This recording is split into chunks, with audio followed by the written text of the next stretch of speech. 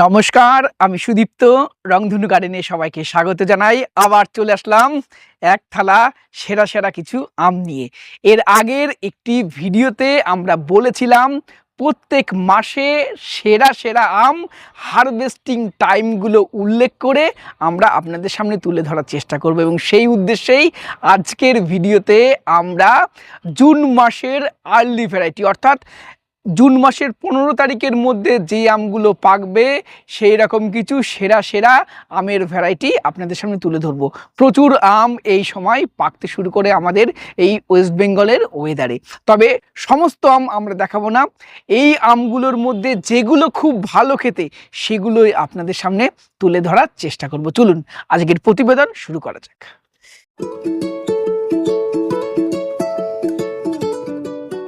আজকের ভিডিওটা আমরা শুরুই করছি আমার পছন্দের আমকে দিয়ে।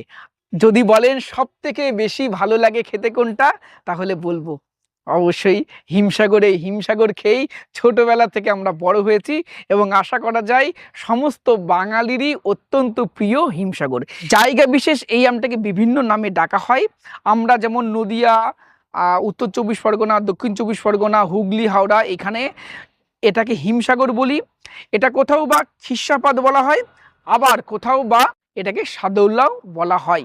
এই আমটা সম্বন্ধে ডিটেলসে বোধহয় আমাকে বলতে হবে না, আপনারা সবাই জানেন। অসাধারণ খেতে, অসাধারণ ফ্লেভারের।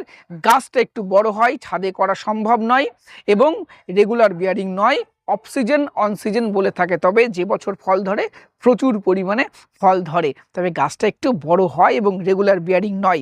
এবং আমাদের পশ্চিমবঙ্গের সব থেকে বেশি কমার্শিয়ালভাবে এই আমটা চাষ হয়। তবে এই আমটা সব থেকে খারাপ লাগার যে সেটা হলো কিপিং কোয়ালিটি ততটা ভালো নয়। এই পাকার পরে আপনি 2-3 দিনের বেশি রাখতে পারবেন না, এটা একটা সব থেকে খারাপ দিক। এটা যদি ভালো হতো না, তাহলে এটা সারা পৃথিবীতে এটা এক্সপোর্ট করার মতন একটা আম ছিল, এত সুন্দর এটার টেস্ট। চলুন এবার কাটি এবং আরেকবার খাবো। কাটছি আমরা পছন্দের হিমসাগর। মধ্যের কালারটা দেখুন, হ্যাঁ, যে ইন্ডিয়ান ম্যাঙ্গোর যে ব্যাপারটা থাকে না, মধ্যেটা একদম ডিপ অরেঞ্জ কালার হয়, সেটা এর মধ্যে রয়েছে। হিমসাগরের বলি, হিমসাগরের কিন্তু এই বোটার দিকটা একটু বেশি করে বাদ দিতে হয়। বোটার দিকটাই যদি বেশি করে বাদ না দেওয়া যায়, গলা খুসখুস করে, কুটকুট করে। এটা একটু মাথায় রাখতে হয় আমাদেরকে। রসালো আম, এর মতন রসালো আম খুব কমই আছে সারা পৃথিবীতে। দেখুন মধ্যের কালারটা কত সুন্দর, একদম ডিপ অরেঞ্জ কালার হয়। দারুণ সেন্ট। দারুণ সেন্ট, হ্যাঁ, সেন্টের কোনো তুলনা হবে না, অতুলনীয় সুন্দর এই আম। এবার চলুন আমরা টেস্ট করব পছন্দের হিমসাগর। দুর্দান্ত, মানে যেমন সুন্দর মিষ্টি তেমন সুন্দর ফ্লেভার, আঁশ প্রায় নেই বললেই চলে, অসাধারণ। এবং অনেকে আমাকে জিজ্ঞাসা করেন আপনার সব থেকে প্রিয় আম কোনটা, নিঃসংকোচে আমি বলি সেটা হলো হিমসাগর। এর উপরে কোনো আম হয় না। অনেকে বলেন সব থেকে বেশি মিষ্টি আম কারাবাউ, আমি একমত নই। আমাদের ইন্ডিয়ান প্রচুর আম রয়েছে, হিমসাগর, আম্রপুলি, এগুলো অনেক অনেক বেশি মিষ্টি আম আমার মনে হয়েছে খেয়ে। এবং এই হিমসাগরটা পাকতে শুরু করে মে মাসের শেষের দিক থেকে জুন মাসের 10-15 তারিখের মধ্যে এটা পেকে শেষ হয়ে যায়। তবে জায়গা বিশেষ এবং ওয়েদারের উপরে ডিপেন্ড করে কোন সময় হারভেস্ট করা যাবে। গরম যদি বেশি পড়ে, এবছর যেমন গরম বেশি পড়ছে, সেই কারণে হারভেস্টিং টাইম কিন্তু 2-5 দিন 7 দিন একটু আগেই হচ্ছে প্রত্যেকটা আমেরই। আর সমুদ্র উপকূলবর্তী এলাকাগুলোতে যেহেতু আগে মুকুল আসে, সেই জন্য হারভেস্টিং টাইমটাও অন্তত 10-15 দিন আগে হয় উত্তরের জেলাগুলোর থেকে। হিমসাগর আমটা বর্তমানে দিনে দাঁড়িয়ে বাণিজ্যিকভাবে করাটা একটু চাপের, কারণ এবছর যেমন প্রচুর পরিমাণে আম হয়েছে না, হিমসাগর আমের বর্তমানে পাইকারি মূল্য আছে 10 টাকা 12 টাকা আমাদের এলাকায়। ফলে এই আমটাকে বাণিজ্যিকভাবে সেইভাবে বর্তমানে চাষ করাটা একটু কষ্টকর। তার উপরে এক বছর প্রচুর আম হলে দ্বিতীয় বছর হবে না, এটা একটা বড় সমস্যা। আর হিমসাগর কিপিং কোয়ালিটি খুব ভালো না হওয়ার কারণে একই সাথে সব আম সব বাগান থেকে হারভেস্ট করে করা হয়, সেই কারণে দামটা একটু কম পাওয়া যায়। তবে এর স্বাদ অতুলনীয়। আম খাওয়ার জন্য বাড়িতে যে আমই রাখুন না কেন একটা যেন অবশ্যই হিমসাগর থাকে। এটা আমপ্রেমী মানুষের কাছে আমার রিকোয়েস্ট, অবশ্যই রাখবেন হিমসাগর। এই যে আমটা দেখছেন এটা পুষা সুরিয়া বা পুষা সূর্য। এটা পুষার ইনস্টিটিউটে রিলিজ করে একটি আম। এটা ব্রাজিলের বিখ্যাত আম এলডন, এর সিডলিং থেকে এটা সিলেকশন করা হয়েছিল। অসাধারণ একটি আম। এর সাইজটাও কিন্তু খুব ভালো হয়, সাইজটা অ্যাভারেজ 350 গ্রাম হতে পারে। আমি 500-600 গ্রামের পুষা সুরিয়াও দেখেছি মাটির গাছে। এর পাকলে সুন্দর একটা কালার আসে, একদম সূর্যের মতো, এই কারণে একে পুষা সুরিয়া বলা হয়। এবং এই আমটা এই জুন মাসের ফার্স্ট উইক নাগাদ পাকতে শুরু করে। চলুন এবার এটাকে টেস্ট করি আমরা কেটে। এবার তাহলে আমরা কাটছি পুষা সুরিয়া। এই এই দেখুন গন্ধটা খুব সুন্দর বেরোচ্ছে কাটার সাথে সাথে। দেখুন রসালো আম, এই দেখুন। হিমসাগরের সাথে যদি কম্পেয়ার করেন তাহলে বলবো কিন্তু এর মধ্যে অরেঞ্জ ভাবটা একটু কম। দেখুন তবে তবে তবে কোনো আঁশ নেই, এই আমে কোনো আঁশ নেই এবং রসালো। চলুন এবার টেস্ট করি। তাহলে এবার খাচ্ছি পুষা সুরিয়া।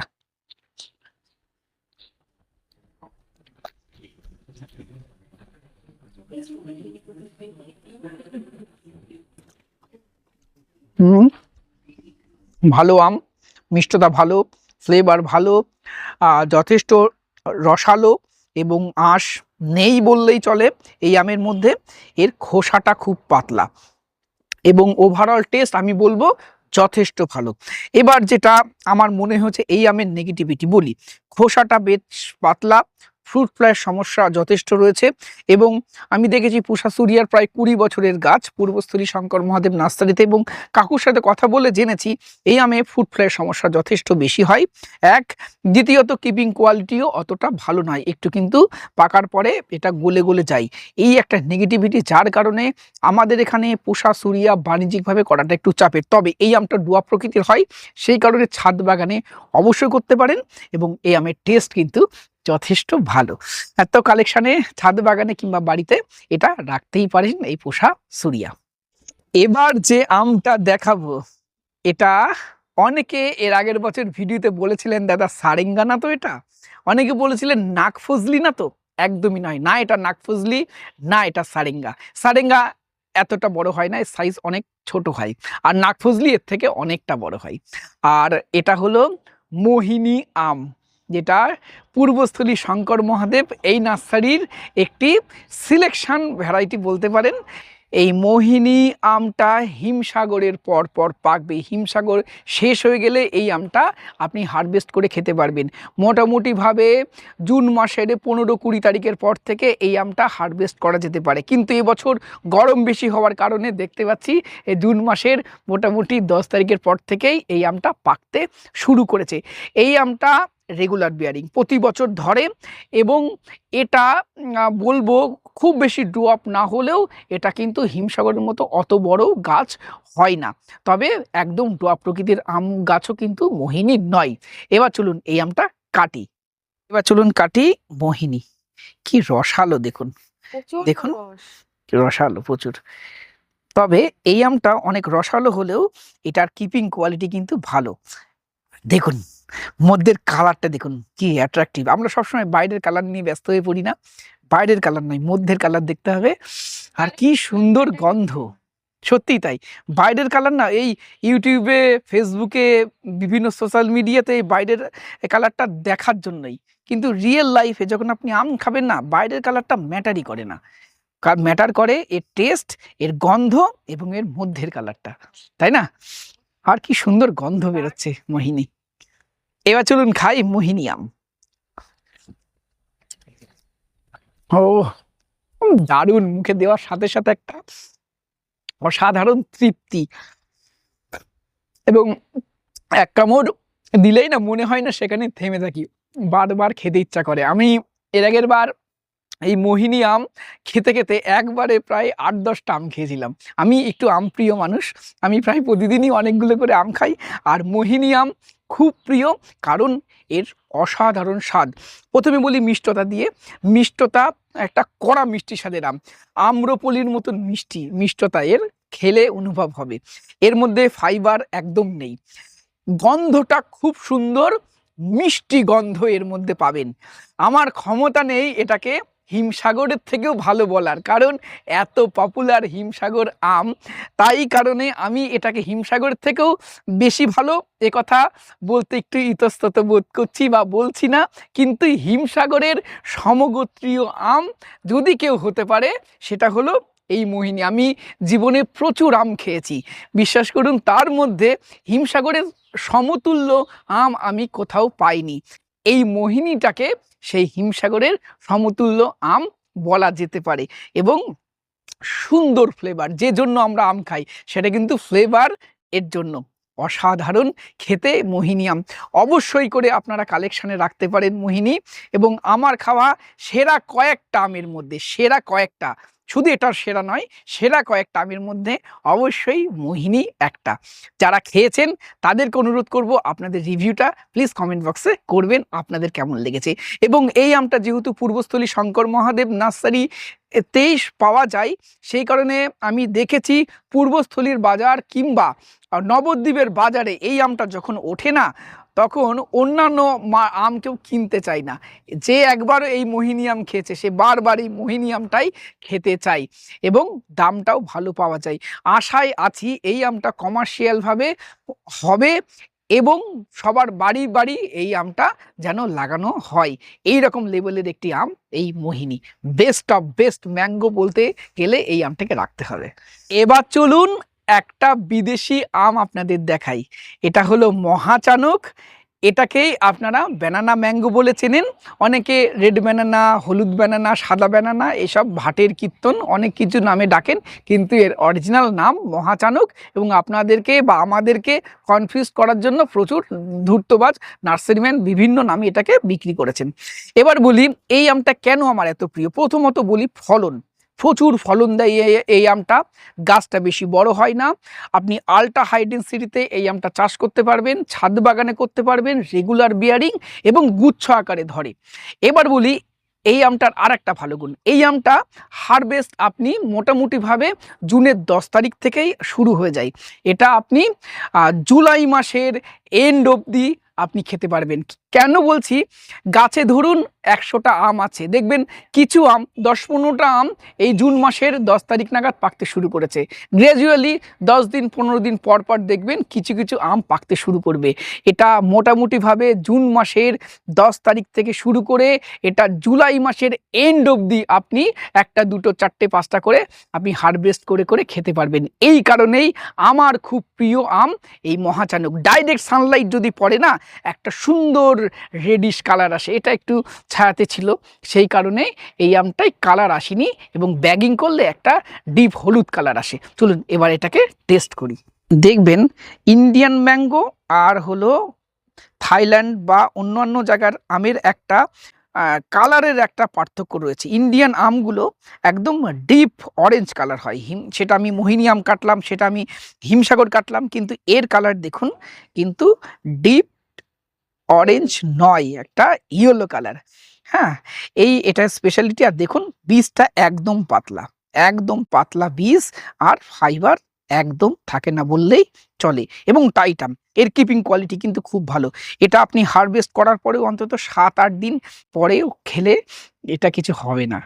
এবং গন্ধ আছে, কিন্তু একটা সুন্দর ফ্লেভার এর মধ্যে রয়েছে। টক মিষ্টি ফ্লেভার অনুভব করছি, কিন্তু আমি গন্ধটাই টক মিষ্টি ফ্লেভার, তাই না? তাহলে এবার চলুন খাই মহাচানক।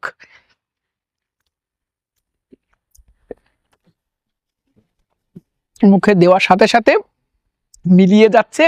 এটা অবশ্যই টক মিষ্টি ফ্লেভার, মিষ্টতা অবশ্যই অনেক বেশি। টক মিষ্টি ফ্লেভার মানে যখন খাবেন টক অনুভূতি হবে না, টকের সেই টাচটা থাকবে, মিষ্টতাটা অনেক বেশি। এর TSS 18 থেকে 21-এর কাছাকাছি হতে পারে, এবং এর মধ্যে ফাইবার একদম থাকে না। মুখের মধ্যে দিলেই না সেই ম্যাঙ্গো আইসক্রিমের মতো মিলিয়ে যাবে। এর ফ্লেভার মানে তা বেশ সুন্দর আমার লাগে। টক মিষ্টি ফ্লেভার। যাদের এই ফ্লেভার পছন্দ তাদের অবশ্যই এই আমটা ভালো লাগবে। এবং আমি বলবো বিদেশ থেকে যত আম এসছে, যত নামি দামি আম এসছে, যত এক্সোটিক আম এসছে, তাদের মধ্যেও এখন এই 2026-এ দাঁড়িয়েও এটাকে আমি সবার উপরে রাখি, কারণ এর ফলন, স্বাদ, ধরন, এর চারিত্রিক বৈশিষ্ট্য এগুলোর জন্য। এবং আমি দেখেছি এই মহাচানক বা ব্যানানা আমের রোগ প্রতিরোধ ক্ষমতাও কিন্তু যথেষ্ট বেশি, খুব বেশি রোগ এই আমের লাগে না, এবং এর খোসাটা কিন্তু যথেষ্ট মোটা, তাই এটাই ফ্রুট ফ্লাইয়ের সমস্যা কিন্তু তুলনামূলকভাবে একটু কম হয়। এবং আমি এটাকে বলবো অবশ্যই বাণিজ্যিক আম। নিঃসংকোচে যারা বাণিজ্যিকভাবে আম লাগাতে চাইছেন এই আমটাকে বাণিজ্যিকভাবে করতে পারেন আপনারা। এবার যে আমটা দেখাচ্ছি এটা আমাদের মার্কেটে হানি ডিউ আম নামে পরিচিত। এই আমটা জুন মাসের 15-20 তারিখের পর থেকে পাকতে শুরু করে, কিন্তু এবছর অতিরিক্ত গরমের কারণে আমি দেখতে পাচ্ছি এই আমগুলো হারভেস্টিং টাইম 2-5 দিন 7 দিন এগিয়ে এসেছে। এই আমটাও এই আমটাকেও হানি ডিউ আমটা ডুয়া প্রকৃতির হয়।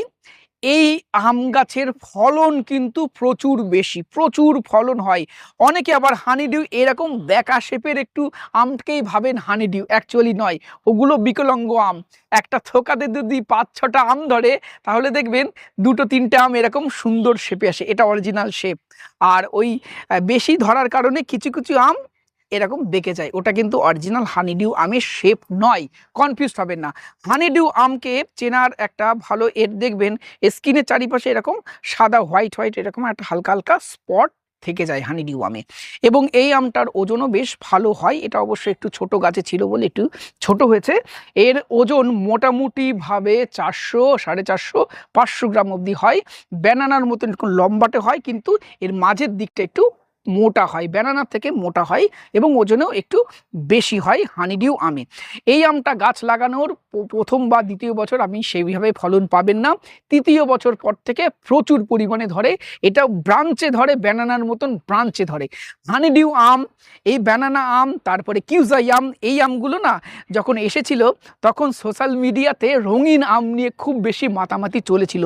সেই কারণে এই কিউজাই, হানিডিউ, ব্যানানা, থ্রি টেস্ট এই আমগুলো সবুজ হওয়ার কারণে সেইভাবে আমাদের মধ্যে পপুলারিটি পায়নি। তবে আমি বলবো এটা একটা ভালো আম। চলুন এটা টেস্ট করি এবার। খাচ্ছি এবার হানিডিউ আম। আগে বলেছিলাম না ভিডিওতে শুরুতেই, বিদেশি আমগুলোর মধ্যের কালার দেখলে কিন্তু বোঝা যাবে ইন্ডিয়ান আমের সাথে এদের মধ্যের কালারের কিন্তু অনেক পার্থক্য রয়েছে। দেখুন মধ্যের কালারটা, এটাও কিন্তু সেই একটু অরেঞ্জ ভাব রয়েছে, একটু ইয়েলো ভাবটা বেশি থাকে বিদেশি আমগুলোর মধ্যে। এটাতেও কিন্তু কোনো ফাইবার থাকে না এবং আটিটা পাতলা হয়। এই দেখুন, এবার চলুন এটা টেস্ট করি, এবার চলুন খাই এই হানিডিউ।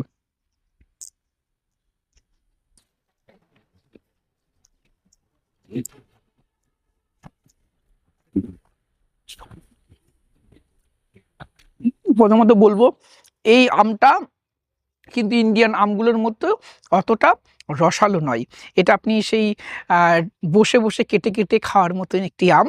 আর দ্বিতীয়ত টক মিষ্টি গন্ধ বেরোলেও এর মধ্যে টকের টাচটা কিন্তু নেই, ব্যানানার মধ্যে যেটা ছিল সেটা কিন্তু এর মধ্যে নেই। এবার মিষ্টতার দিক থেকে আসি, মিষ্টতার দিক থেকে যদি বলেন আমি নাম ডকমায়ের পরেই কিন্তু এই আমের মিষ্টতাকে রাখবো। যথেষ্ট মিষ্টি স্বাদের আম এটা, যারা মিষ্টি আম পছন্দ করেন তাদের এই আমটা ভালো রাখবে।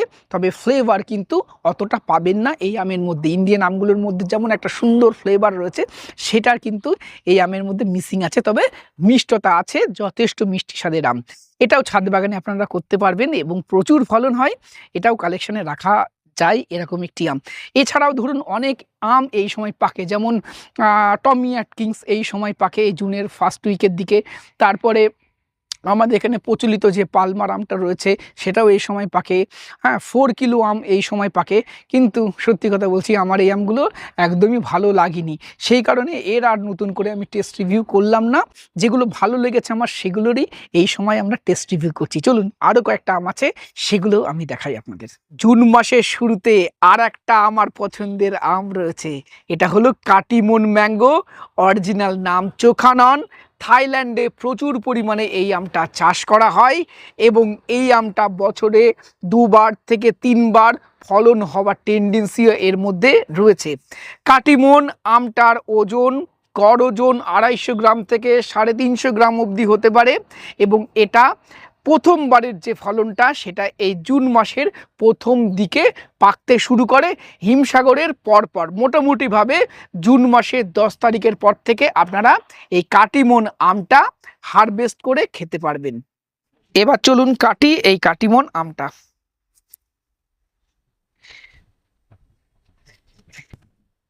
মাখনের মতন কেটে যাচ্ছে একদম, মধ্যেটা দেখুন, এই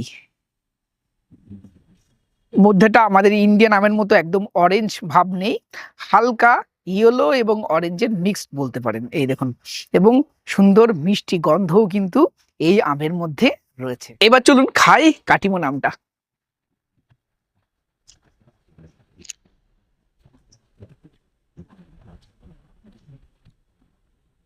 এক কথাই বলবো খুব সুন্দর খেতে, মিষ্টতা যথেষ্ট ভালো, কড়া মিষ্টি স্বাদের একটি আম এই কাটিমন।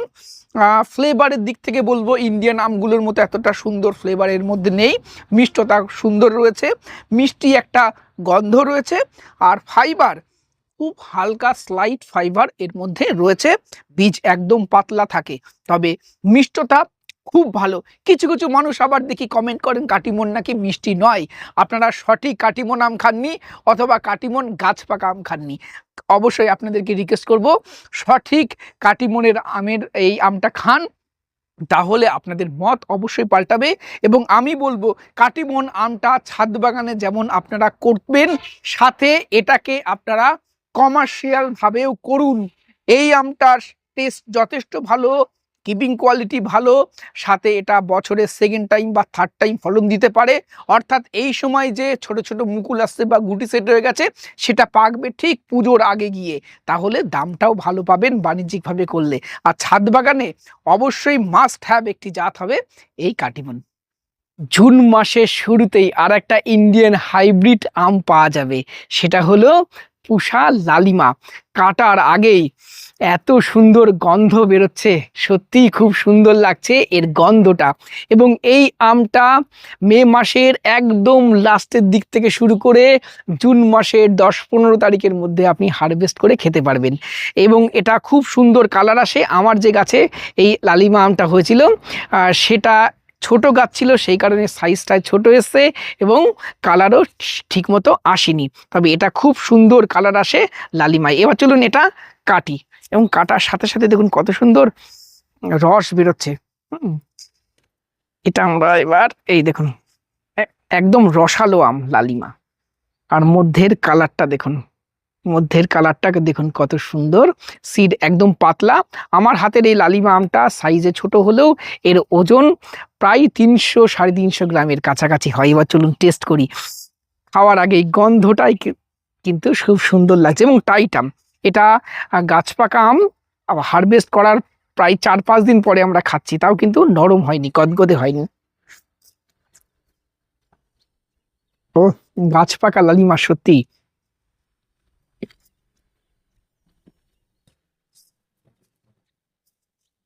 প্রথমে বলবো ভীষণ মোলায়েম, মুখে দিলেই একদম সুন্দর আইসক্রিমের মতো মিলিয়ে যাচ্ছে, এবং ফাইবার একদম নেই, এবং আমটার ফ্লেভার সুন্দর, গন্ধটা তার থেকেও সুন্দর, মিষ্টতাও বেশ ভালো। আম্রপলির মতো এত তীব্র মিষ্টি নয়, হিমসাগরের মতো এত তীব্র মিষ্টি নয়, তবে মিষ্টতা যথেষ্ট ভালো। বিদেশি আমগুলোর থেকে মিষ্টতা কিন্তু যথেষ্টই ভালো। আমি আপনাদের বলবো লালিমা আমটা আগামী দিনের একটা চমৎকার ভ্যারাইটি হতে চলেছে। এটা গাছটা অনেক ডোয়ার্ফ হয়, এটা ছাদ বাগানে করতে পারবেন, একদম পারফেক্ট বলতে পারেন ছাদ বাগানের জন্য। সাথে আমি আশায় রয়েছি এটা বাণিজ্যিকভাবে আমাদের এখানে হবে, কারণ আর্লি আম, এটা হিমসাগরেরও আগে মার্কেটে উঠবে এবং এটা বাণিজ্যিকভাবে আমাদের এখানে সফল হবে এই আশায় রয়েছি। লালিমা অবশ্যই কালেকশানে রাখা যেতে পারে এরকম একটি আমের ভ্যারাইটি। জুন মাসের প্রথম 15 দিনে যত আম রয়েছে তার মধ্যে কয়েকটা ভালো আম আপনাদের সামনে দেখালাম। এর সাথে অবশ্যই অ্যাড করতে হবে কেশরকেও। কেশরও কিন্তু দুর্দান্ত আম এবং এই জুন মাসের প্রথম 15 দিনে হারভেস্ট করা যেতে পারে। বাকি আমগুলোর টেস্ট এবং অন্যান্য গুণগুলো অতটা ভালো লাগেনি বলে সেগুলো আমি তুলে ধরলাম না এই ভিডিওতে। আপনাদের চয়েস থাকলে অবশ্যই কালেকশানে রাখেন। এবার চলুন স্বাদের দিক থেকে কোনটা ভালো, কোনটা ছাদ বাগানে হবে আর কোনটা বাণিজ্যিকভাবে করার মতো আম, এই আমগুলোর মধ্যে সেগুলো একটু আমি বলি, আমার মতামত আমি শেয়ার করি। আর স্বাদের দিক থেকে সবার প্রথমের দিকে রাখতে হবে অবশ্যই হিমসাগর, সাথে মোহিনী। এই দুটো আম স্বাদের দিক থেকে আমার সব থেকে ভালো লেগেছে এবং হিমসাগর তো এই জুন মাসের রাজা বলতে পারেন। এবার বলবো ছাদ বাগানের সেরাকে। আমি ছাদ বাগানের সেরা হিসাবে অবশ্যই মহাচানক বা ব্যানানাকে চুজ করব। ডুয়া প্রকৃতির আম, আর সাথে প্রচুর ধরে, খেতে ভালো, অবশ্যই ভালো। এবং সাথে লালিমাকেও রাখবো, সাথে কাটিমনকেও রাখবো। এই দুটো আমও কিন্তু ছাদ বাগানে ভালো হতে পারে, সাথে পুষা সুরিয়া। এবার বলবো এই আমগুলোর মধ্যে বাণিজ্যিকভাবে কোন আমগুলো খুব ভালো হতে পারে। দেখুন, বর্তমানে দিনে দাঁড়িয়ে ওয়েস্ট বেঙ্গলের মাটিতে সব থেকে বাণিজ্যিক আম যদি বলেন তাহলে কিন্তু হিমসাগর। কিন্তু হিমসাগরের বেশ কিছু খারাপ গুণের কারণে বর্তমানে হিমসাগর চাষিরা প্রচুর লোকসানের সম্মুখীন হচ্ছে। এই আমটা টাইট নয়, একসাথে মার্কেটে প্রচুর আমদানি হওয়ার কারণে দাম অনেক কম। আমি এবার ছোট দেখেছি হিমসাগর আম আমাদের এই নদিয়াতে 8 টাকা 10 টাকা কেজিতে বিক্রি হচ্ছে। পাইকারির কথা বলছি, কততে আপনি কিনছেন সেটা বলছি না, কারণ বেশিরভাগ লাভটাই খেয়ে যায় মাঝের ওই দালাল এবং ওই ফল বিক্রেতা। চাষি কিন্তু আমের দাম পাচ্ছে না। তাই হিমসাগরকে বাণিজ্যিকভাবে করার কথা আমি এখন আর বলবো না, আমি বলবো মহাচানক। এটা রেগুলার বিয়ারিং, সাথে সাথে এটা ইউনিক শেপ, কালারফুল আম এবং ডোয়াপ নেচারের কারণে ব্যাগিং করে আপনি চাষ করতে পারবেন, মার্কেটে দাম ভালো পাবেন। হিমসাগর উঠে যাওয়ার পরে এটা মার্কেটে উঠবে। এবং সাথে কাটিমন 12 মাসি আম, এটাও বাণিজ্যিকভাবে করার কথা বলবো। এবং লালিমা, তবে একটু অপেক্ষা করুন, লালিমা আর 1-2 বছর দেখে নিয়ে তারপরে বাণিজ্যিকভাবে করুন। এই দুটো আম কাটিমন এবং মহাচানক, এই দুটো বাণিজ্যিকভাবে আমি বলবো সবার সেরা। আজকের প্রতিবেদন আপনাদের কেমন লাগলো কমেন্ট করে জানাবেন। এবং জুন মাসের লাস্ট 15 দিনে পাকবে এরকম সেরা সেরা কিছু আমের ভিডিও অবশ্যই কিছু দিনের মধ্যে আমরা আপলোড করব, এবং তার জন্য এখনই চ্যানেলটা সাবস্ক্রাইব করে রাখুন। আজকের ভিডিও কেমন লাগলো কমেন্ট করে জানাবেন। ভিডিওটি ভালো লাগলে একটি লাইক করবেন, নতুন হলে চ্যানেলটি সাবস্ক্রাইব করে রংধনু গার্ডেনের সাথে থাকবেন। নমস্কার, সবাই খুব ভালো থাকবেন, সুস্থ থাকবেন।